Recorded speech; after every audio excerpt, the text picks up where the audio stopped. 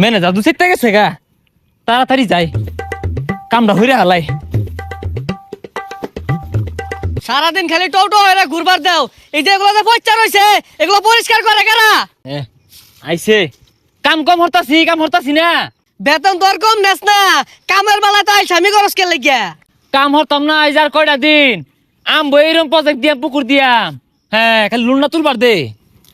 এই প্রজেক্টের কথাই তো কইলো, প্রজেক্ট তো বড়ই আছে, লোন দিউন যা, সমস্যা নাই। এই কাম হইরা খাইতে আর ভাল লাগে না, জীবনটা শেষ হয়ে গেল গা। লুন দেওয়া লুকায় পড়ছে। এই কামলা ছাড়া গেছে কই? এগুলো আমার হল লাগে কে? মালিক বে এগুলো টানা ভালা। এই কামলা ছাড়া কই রে? ভাই আমি তো দেখলাম এটা আর নিল শুন। না ওই যে লেবার গুলো কথা শুনে না, হাতে আনো বুয়ে আড্ডা মারে। এই গেছে কই?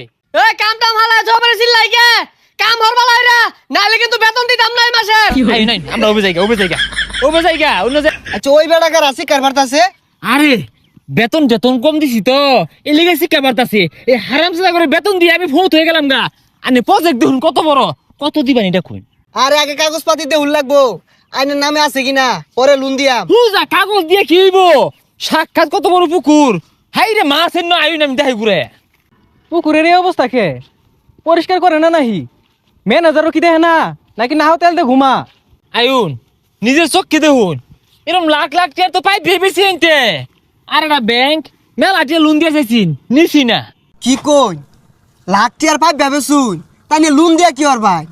আহা গো, লোন তুলবা আমি এটা দেখে তুললা বাগবাম পলায়াম। কি লোন তুললে বলাই ভাই?